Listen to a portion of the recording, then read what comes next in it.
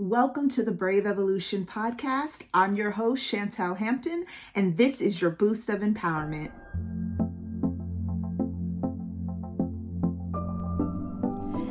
The Brave Evolution is all about you being brave enough to dig deep and face the fears, face the ugly, and face the horrible cards you were dealt, and allowing those beautiful jewels deep inside of you to take root and to grow. This week is all about being brave enough to start again. And I have a very special guest here with me. Her name is Joy Hill, an extraordinary daughter, sister, mom, aunt, vocalist, worship leader, preacher, and mentor. Joy has been featured on the Daystar Television Network, the Word Network, TBN, the Woman Thou Art Loosed, and Megafest conferences, and churches throughout the U.S. and the world, preaching and singing the gospel. She has toured with Israel Houghton and Kirk Franklin and released several projects of her own. However, with all that she's done, she too has been no stranger to life's challenges. After experiencing betrayal, rejection, abandonment, financial hardship, all caused by a very public and painful divorce, she was extremely broken. But because of God's purpose for her life, she was determined not to get stuck. Joy didn't want to just survive, she wanted to thrive. So with the help of the Lord and also the love, prayers, and support from her community of friends, family, pastors, and counselors, Joy did the hard work to heal. And she took the necessary steps to get her life back on track, emotionally, spiritually, mentally, and financially. Her mission is to help other women do the same. So I want us to welcome Joy as she speaks with us and helps us know how to have joy on our journey. Let's listen. Well, hey, Auntie Joy. Welcome to the Brave Evolution podcast. Thank you so much for joining in today to speak to my listeners, your listeners, all of our listeners. I'm really happy to have you, and I'm glad that you took the time to talk with us. As I told everybody, this week is about being brave enough to start again, as well as being brave enough to just take that journey, but on the journey, having joy and what that looks like and what that means. So having joy, pun intended. And having joy.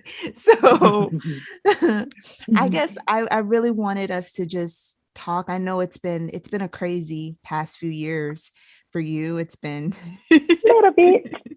It's been a lot, but I've watched you endure so much, come through and come over so much. And as your niece and as someone who's always looked up to you, it's been an honor to stand and walk with you on this journey and just be there for you, be an ear, and all of it. So thank you for letting me have that place in your life. I'm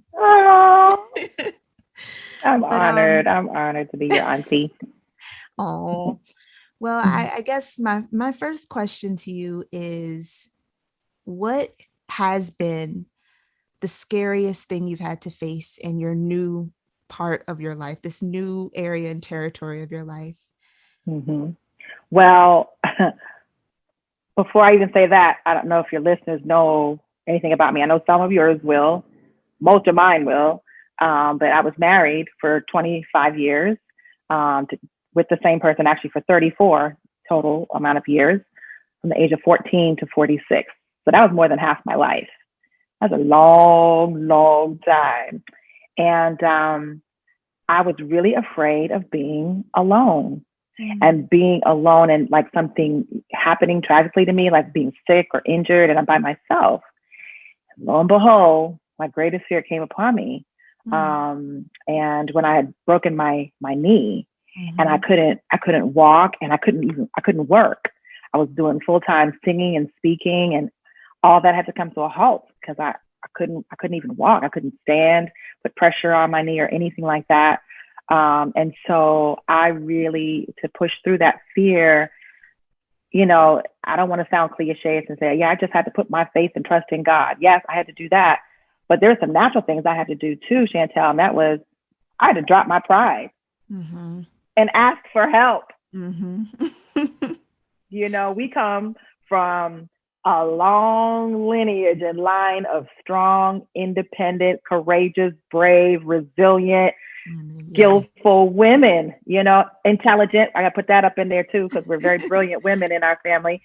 And so, I prided myself on that. One of the things, like coming through such a very public and scandalous and painful divorce, all eyes were on me. So it's like, I was under the microscope still, Yeah. Yeah. even post divorce, and felt like I had to prove to everybody, the naysayers and my tribe, I can Right. do this. I can make it on Right. my own. And so when it came to the point where I couldn't make it on my own, I literally I needed help. Right. And it was almost like God was just giving me the opportunity to really experience his hands and his love and his eyes and his ears extended in human form from Right. my tribe. I mean, your mom, my sister, she flew to Texas and took care of me for a whole week. That has never happened. Let me just say that. So that was a miracle in and of itself. Yes. And I was so, oh my God. I felt, I know my sister loved me. I know my friends love me, but to experience it, like when you really, really need, like I slept in a chair for 10 weeks because I couldn't climb up my stairs. And your mom, she slept down there with me on the couch downstairs. And different ones came over and took care of me. And so I had to, like I said, literally not only just trust in God, but drop my pride and ask for Right. help. So that's how I pushed through that scary time in my life. It Yeah. wasn't even scary. Honestly, it wasn't even scary to leave Denver. I mean, it was still an unknown, but I knew I was going to be Right. okay.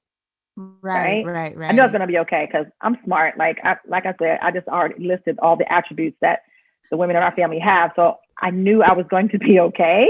Right. But Right. but that fear was like, oh God, please don't let me, because I'd already had surgery on the other knee, and then I broke the other Right. knee. So I'm like, oh my Lord, that was my fear, that I was gonna get sick or injured, and there would be nobody there to take care of me. Yeah. But God said, I got Right. you. Yeah.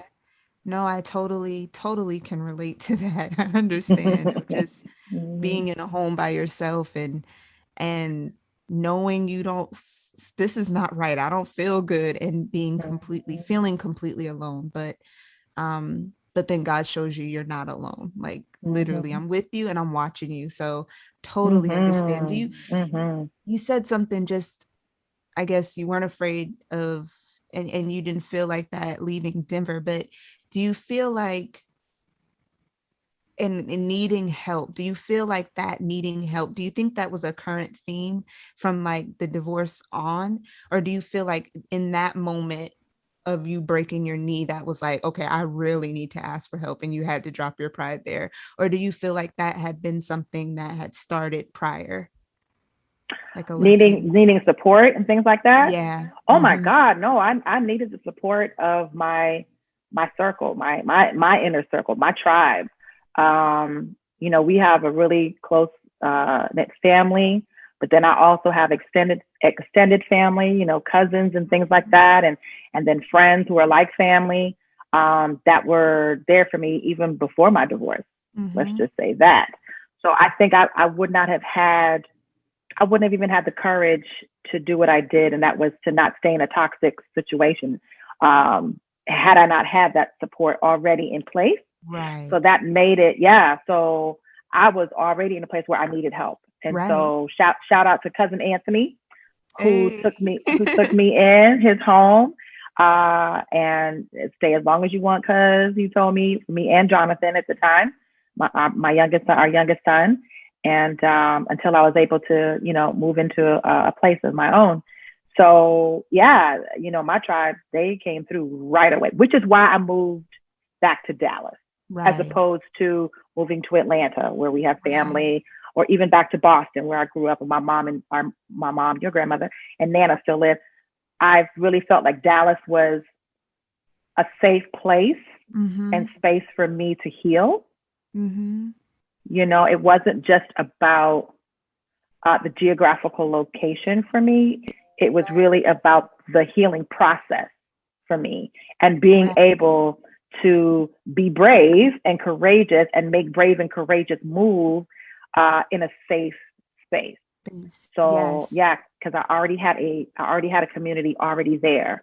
Shout out to my Dallas crew, That's, because yeah. they were definitely there. I mean, from getting my hair done for free to Mm. yeah, like I didn't have a car at first, and people coming to pick me up or let me use their car. And just yeah, I mean, just I just had the gamut of support that Wow.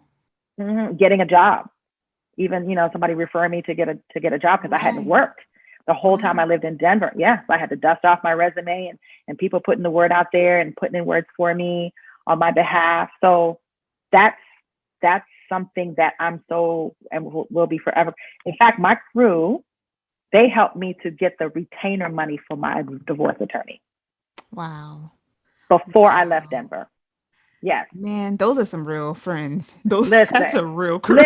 Listen. Like we all need a crew like that. A crew like no, that's You don't need a powerful. GoFund. You don't need a GoFundMe if you got a crew, honey. If you got it for real. No, that's so true. And people that will hold you down in your lowest point. No, that is so important. And that's another thing, just like finding you have to find the right place to heal. Because if you don't find the right place to heal, it can go anywhere. And like, Mm-hmm. you don't ever know what will trigger all of that. Because I'm sure even being in Dallas, there were certain things that Huh? you had to do because I Are know you y'all were there kidding for, me?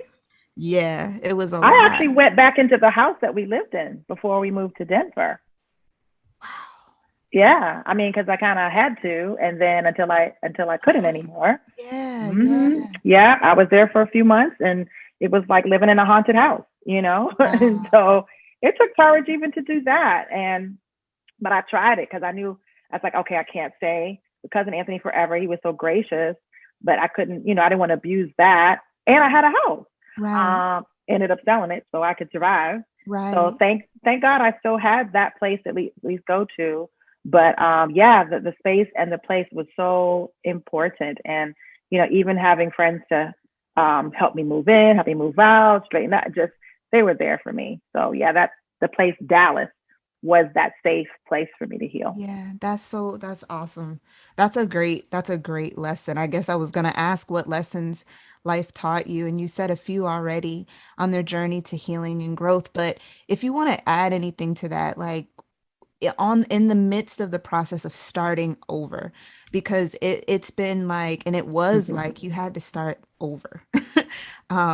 You had to Listen, completely start over, and that yeah, in itself can be absolutely scary. terrifying.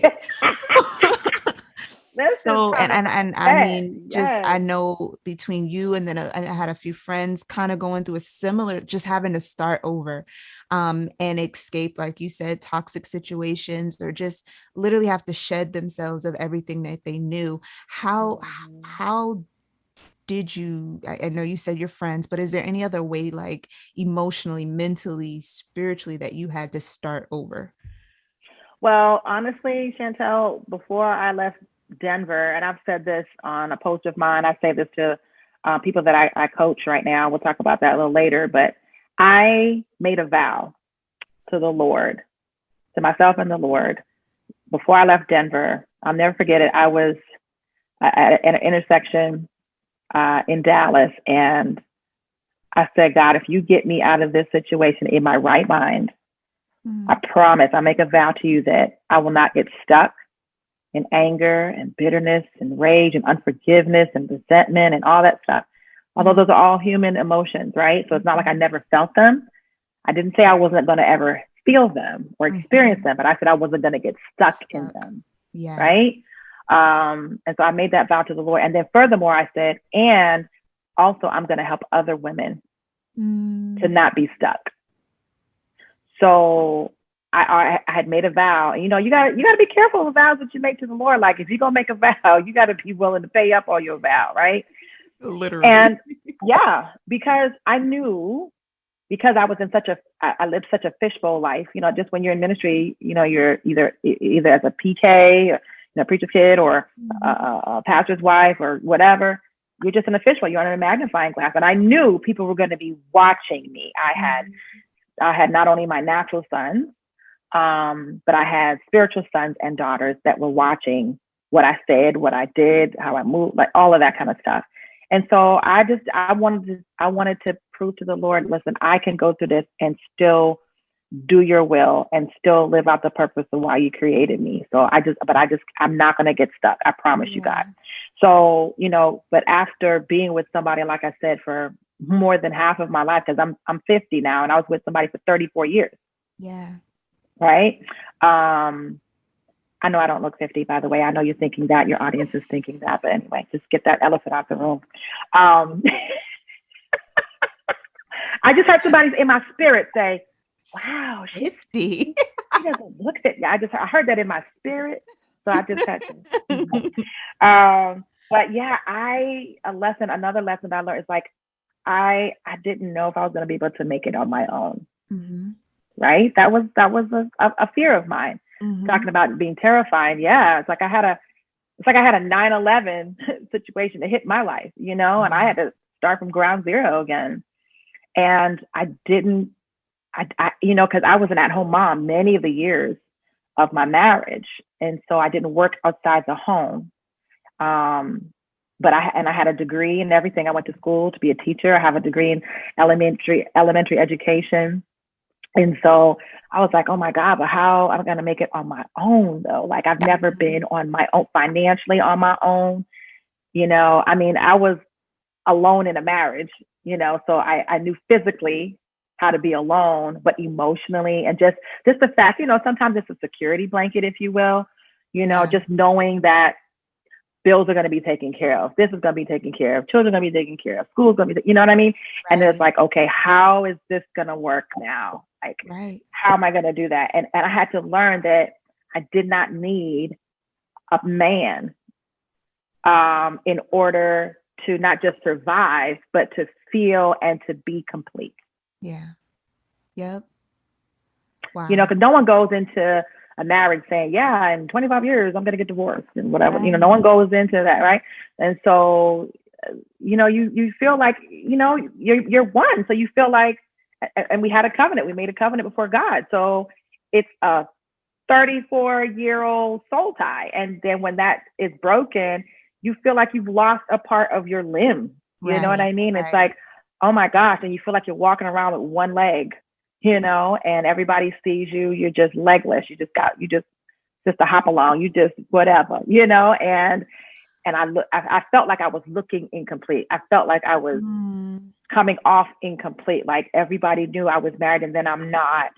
And then I wasn't necessarily ashamed of that, but just the vulnerability of that. Right. Right. Cause I mean, it is what it is. What happened is what happened. But, I had to get to the point where I didn't blame myself for what happened because it wasn't my fault. And then to say to myself, Joy, you are enough.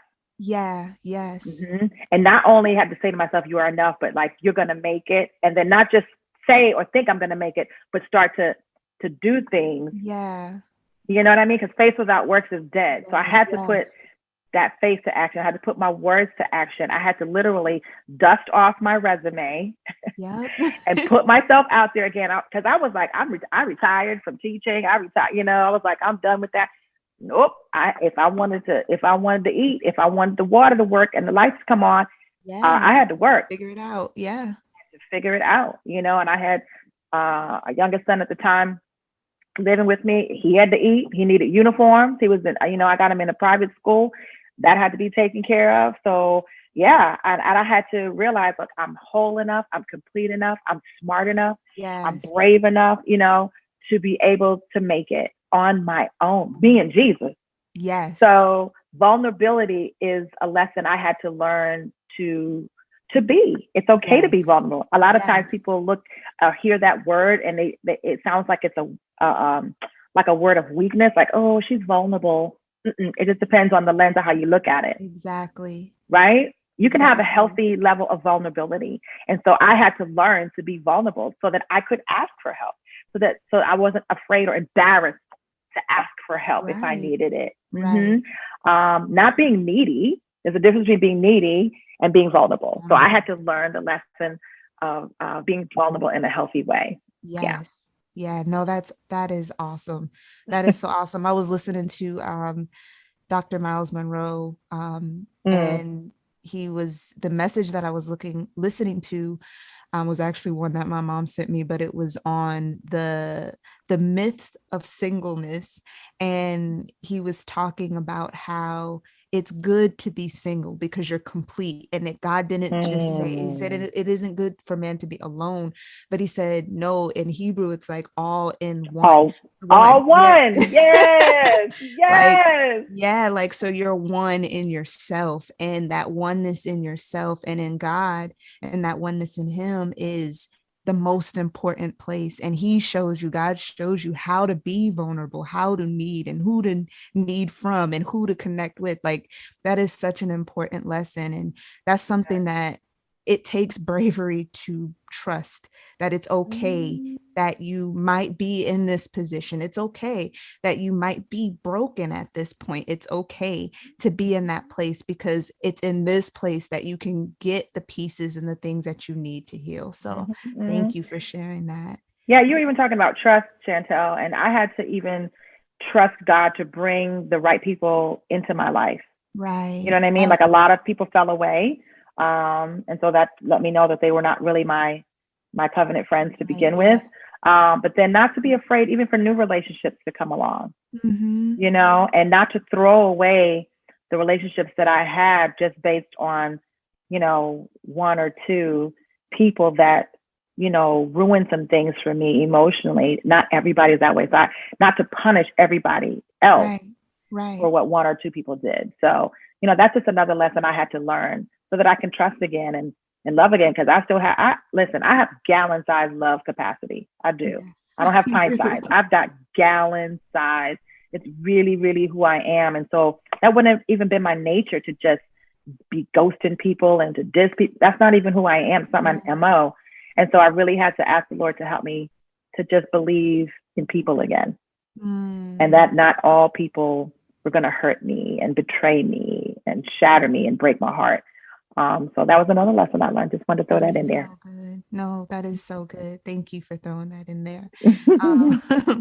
I do want to talk about just how I've seen, just because we've done some work together, just even on the social media, and seeing the beginning of your Joy for the Journey program. I want to talk about how that's blessed and helped so many women and what that is. I don't know if all my listeners know what that program is, but I want you to share a little bit about, I know you said you wanted to pour back into other women and help them, Yeah, but yeah. share what that program is, and if you can just share how it's been a blessing to you.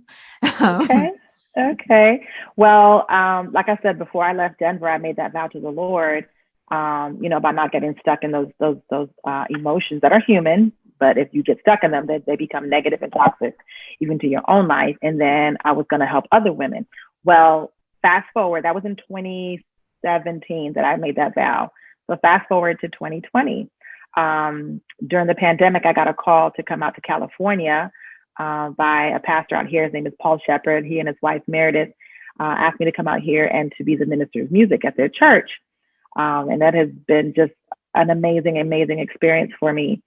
But when I came here a few months after, I started getting this little thing, and that little knowing, that like pull within myself saying, okay, don't forget the vow you made. I'm like, okay, but we're in a pandemic. I want to do a retreat or a conference, but we're in quarantine right now, Jesus. Like, how is this going to happen? And Right. so I ended up hiring a business coach, actually. I felt like I needed to talk through this with somebody who can really help me put the skin on the bones, if you will, to kind of make this make sense. Because I couldn't see how I could pull it together, And sometimes just because you have an idea and it doesn't seem like it can be a realistic thing, it doesn't mean it's not time for it to happen. Like you maybe just need to talk through with somebody who knows, a little bit more than you. Find Yep. somebody that's smarter than you and that can help you with that. Yes. And her name is Natalie Taylor. That was my business coach who helped me to do that. And so out of that, she kept chopping things down or helping me to hone in, because it was way out here. And at each conversation, we kept honing as the more I talked. And out of that conversation came the program Joy for the Journey. Because one of the number one questions, Chantel, that I have been asked along this last 4.5 years, can you believe that? Wow. 4.5 years so far. Yeah, since I left Denver, was Wow. how did you do it? How did you do it? And you're not crazy. You're not depressed. You and a lot of people say, like, you don't look like what you've been through. And it's not just because I'm looking all, my face is beat today. It's not because of that. It's not the makeup, not the lipstick. It's not the hair. None of that. It's really the joy of the Lord. And it's not just because it's my name. Because there's a difference between, joy and happiness. And I did my own research that you got to be in the program to let me break that down for you. But anyway, so out of that came this program called Joy for the Journey, because I want women to see that there's life after divorce. It was specifically designed for women who are in the transition of divorce or have come through divorce and maybe feeling stuck, in some of those emotions that I listed earlier. But there's life after divorce, and you can have joy. Yes. The situation might not be joyful, right? It may not be ideal. Who wants to be divorced? Right. No one, right? But you can still have joy. Joy is not predicated upon your circumstances. Yes. Joy is predicated on the relationship and the knowing you have with the Father, and knowing that, okay, your ex might have changed their mind about you, but God did not. Right. And so there's so many things that you can still have joy for. It's not focusing on what you lost, but focusing on what you have left and what you can work with, what's in your hand. Yes, like exactly. Moses just had a stick. And what did he do with that? He did so many miracles with that one stick.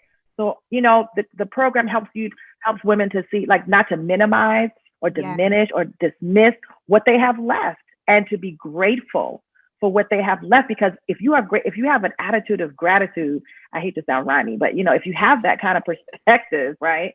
If you have that perspective on being grateful, God will trust you with more. And I'm a living witness. And Chantel, you are one of my witnesses that God will restore. He has restored so much to me. So much. I literally left with pretty much nothing. And God has restored. Oh my God. And it became a business. Who knew that my pain was going to fill my purse? Yeah. That part. No, it's the truth. That is the truth. Wow. Yeah, it's become a stream of income, and I wasn't even doing it for the money. Yeah. But it's like, okay, no, your time is your money, your expertise and your experience. People will pay for that. I'm like, really? We come from a ministry family where we just give it away for free, and I would. Like, we love singing. We're both singers, me and Chantel. People, yep.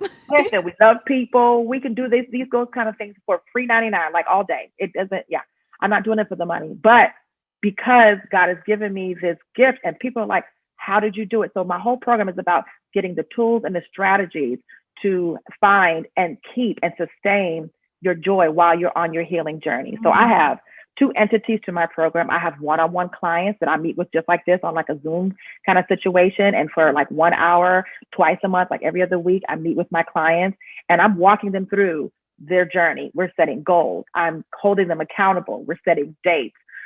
We're walking through emotional things that they're going through because I've been through what they've been through. It's almost like I had a client yesterday and I said, it's almost like the Lord has allowed me to leave footprints, and that all y'all have to do is step in my footprint. That is, you know what I mean? Yes. Yeah, because I've been through this. So I can give you my tools and strategies, and that's the footprint. And you just walk how I've walked, and so it keeps me on my best behavior.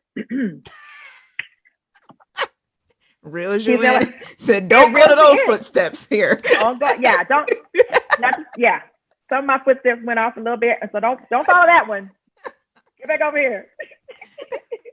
But even about like dating and stuff again, and just they want to know all that stuff, like how. Yeah. So I've never. My ex-husband was my first and only in everything. Like I never had been with another man, nothing. And so I know I'm an anomaly. I know that's not very common. But for me to date again, it's almost like I didn't know how to date. I didn't even know. Yeah. And not being so dehydrated, not even just thirsty, but not being so dehydrated that you're willing to accept any and everything that comes along your way. Right. and knowing what you need, what you want, and what you deserve out of relationships, whether that's with, a future spouse or just friendships, out of your job, like just knowing what you need, you want, and deserve, and walking in a confidence again, because you start to lose yourself. That was one of the things that, if I had listened to somebody and known before marriage, it's like, don't lose yourself in this journey. Don't put yourself on the back burner. As sometimes, and especially as moms, a lot of times mothers can tend to we can put ourselves on the back burner because our whole identity is in being a wife and a mom. Right. And, listen, I wasn't necessarily the most perfect wife. I'm not the most perfect mom, but I was a ding dang. That's my Christian cuss word. I was a ding dang good one. Yes. Yeah. You are eyewitness to that. I am. No one can tell truth like family. No, I am an eyewitness to that. And you gave your all. I gave too much. Let the truth be told. I think I did because I end up losing some of myself, Chantel. Yeah. And that's, that's a mistake that I'll never do again. I have something to constantly bring to the table. And so for my next relationship, my next marriage, because I'm open to love again, I'm open to marriage again, I'm still a good thing, You absolutely are. Yep. There's a man out there that needs some favor. So and that's a part of it. Yep, exactly. And that's a part of starting again. Like, yeah. And knowing that. Yes, exactly. Absolutely. It's not just about the sex. It's not just about the outward appearance. It's about what can you bring to the table emotionally, mentally, spiritually. You know what I mean? Can you be an encourager? Can you be a helpmeet? Can you be a comforter? Can you be all that kind of stuff that your mate needs, your future husband or your future wife needs? And so, but I think self-sufficiency and I think that's sexy. I do. Absolutely. It is. It all goes back to that all in one. You're complete in yourself. Oh my God. It's so funny you said that. I didn't even know Miles Monroe said that. I didn't know that because I say that to my clients. I had a whole lesson about that being all one. I broke down. I said, okay, I look at the word alone and I don't even see alone. Yeah. I see all one. Yeah. Mm-hmm. Yes. This message was like in 2005 or something. I was like, wow. Send me the link. Would you send me that link? Yeah, I will. Okay. I will. Yeah. But so I was telling my clients about that, because a lot of times they think like, how am I going to make it? I was talking to one of my clients and she was just saying, especially around the holidays, like, okay, I was looking at pictures and looking back at things and, I missed that and I missed that. And I'm like, but that was Egypt. Like you weren't happy. It was just the stuff. So it's like you're fantasizing about something that wasn't even really real. It was like a mirage in a desert. It wasn't even real. And so be careful what you're even dwelling on as you're walking into this season of bravery. Don't dwell on stuff that wasn't even, it was Egypt. Say to yourself, Egypt, that's Egypt. That's Egypt. Like to snap you back. I was a slave there. I was broken there. I was, no. Manipulated. I was dealing with a narcissist. I was dealing with abuse. I was dealing with being gaslighted. Like that's all that, man. And so I think in this new iteration, when people are starting over, to realize that you are not alone, you are all one. And hey, listen, it's like I said, I think it's sexy to be self-sufficient. It is. I haven't needed a sugar daddy. Ain't no man paid no bills up in the air. Exactly. Hey. Hey. Me and Jesus. We doing this thing. And it seemed to not, I'm still kind of fluffy, so I ain't missed a meal. That's what I was trying to say. So I haven't gone. I never seen the righteous nor seed begging bread, but I ain't stopped being fluffy. So God, that's what that should say in the in the Auntie Joy version. Instead of, I've never seen the righteous. No, I ain't never missed a snack. Never missed. Hey, that just, again, Like once you take those steps and once you start moving, it's the faith. You said the faith without the works and like is dead, but also the faith of moving forward and taking those steps forward and not getting stuck. You start seeing the provision. You start seeing God open doors. You start seeing the people you like. You have to step forward though. You have to keep moving. Absolutely. So that's Absolutely. powerful.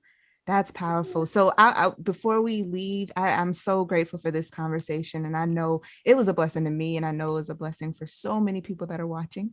Can you just share your social media links, how people can reach out to you? That would be great. And then I'll make sure that it's on the screen so that people can see it as well. Yes. Okay. Well, my Instagram handle is the @ sign, obviously, but I am Joy Hill. And then my Facebook is Joy Turner Hill. That's my maiden name, Joy Turner Hill. So that's how they can reach me. If you want to know about my more about my coaching program, you can go to my website, which is www.iamjoyhill. Either com or org. I don't know. .com. Okay. Yes, .com. I just had a brain freeze. .com. So iamjoyhill.com is my website. You can go and find out more about me, what I do. And the coaching program, like I said, it's got two entities. Either you can do one-on-one coaching or I have group coaching. So I'd be honored to help any of your listeners and your audience that need a little bit of joy on their journey as they're transitioning through a divorce. So I'd be honored to be their coach. Yeah. Oh, thank you so much. I love you so much, and I'm proud of you. I love you too. Proud of you. And Thank I'm grateful, you. so grateful to have you on. All right, y'all. Until next time, be encouraged. Love you. Love you too. Bye.